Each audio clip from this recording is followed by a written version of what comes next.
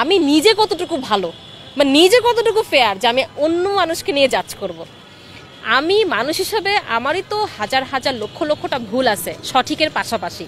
So যেখানে আমার সঠিকের পাশাপাশি আমার নিজেরই ভুলে ভরা জীবন, সেখানে আমি আরেকজনকে নিয়ে জাজ করব, দিস ইজ টোটালি আনফেয়ার।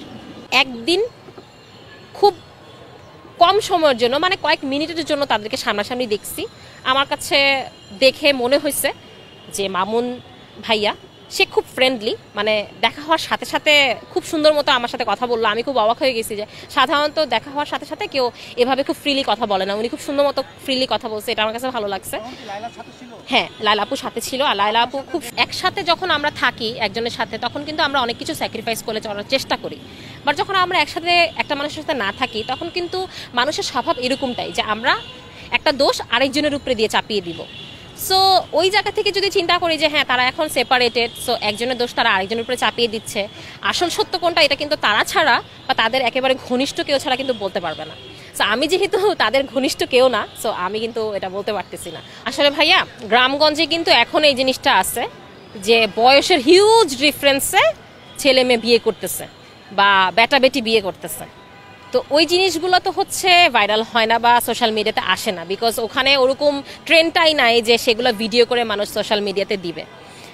এখন সোশ্যাল মিডিয়াতে 2-4 জন যারা আর কি ডিফারেন্সে, মানে এই যে ডিফারেন্সে বিয়ে শাদী করে তারা প্রকাশ করে, সেটাকে নিয়েই মাতামাতি। বাট গ্রামে গঞ্জে কিন্তু যুগের পর যুগ, বছরের পর বছর এই জিনিসগুলো কিন্তু হয়েই আসছে।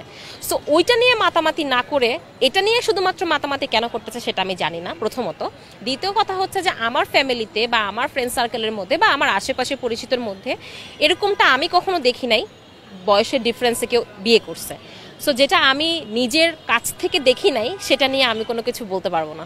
আসলে কিছু মানুষ আছে আমাদের সোসাইটিতে, আমাদের আশেপাশেও আছে, হয়তোবা আপনার আশেপাশেও আছে, আমার আশেপাশেও আছে, যে যারা অযথাই মানুষকে নিয়ে কথা বলতে, খোঁচা মেরে কথা বলতে, অযথা মানে পোক করতে পছন্দ করে। সো তাদের হিসাব করে আসলে লাভ নাই। যারা স্ট্যান্ডার্ড কোয়ালিটির পিপল বা যারা আসলে স্ট্যান্ডার্ড মেনটেন করে চলে বা যারা ব্যস্ত মানুষ, তারা কিন্তু কখনো কে কারে কি বিয়ে করলো, কার সাথে কে ভেগে গেল, কেন বয়সের ডিফারেন্সে বিয়ে করলো, এগুলো নিয়ে মাতামাতি করে না। সো যারা স্ট্যান্ডার্ড মেনটেন করে চলে না তাদেরকে নিয়ে আমি আসলে কিছু বলতেও চাই না। আসলে ভাইয়া আপনি আমাকে যেটা বললেন যে গতকালকে একটা ভিডিও, ওই ভিডিওটা আমি দেখি নাই।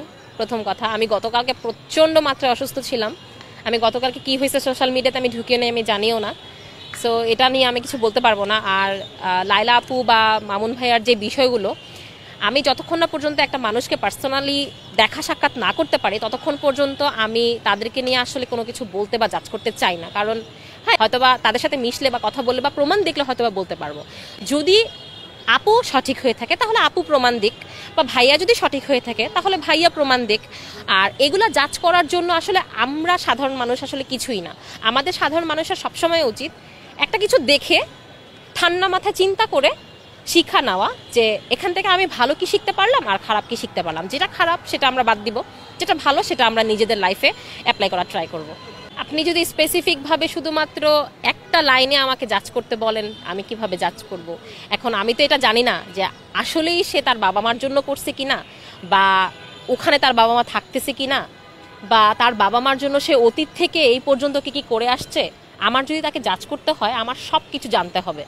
তার আগে জাজ করতে হবে আমি আমার নিজের বাপ মার জন্য কি করছি। সো আমি জাজ করতে পারবো না সে ভালো নাকি খারাপ সন্তান, আমি বলতে পারবো না।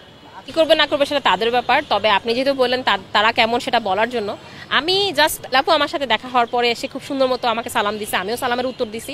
আমি নিজে থেকে তাকে জিজ্ঞেস করছি আপু কেমন আছেন, ভাইয়া কেমন আছেন, তারা আমাকে রিপ্লাই দিছে। জাস্ট এতটুকু সময়ের জন্য, মানে জাস্ট হয় না যে 2-3 সেকেন্ড বা 2-3 মিনিট, এতটুকু সময়ের জন্য তাদের সাথে আমার দেখা হয়েছিল ATN বাংলার একটা মানে প্রোগ্রামে, এতটুকু, আর কিছু না।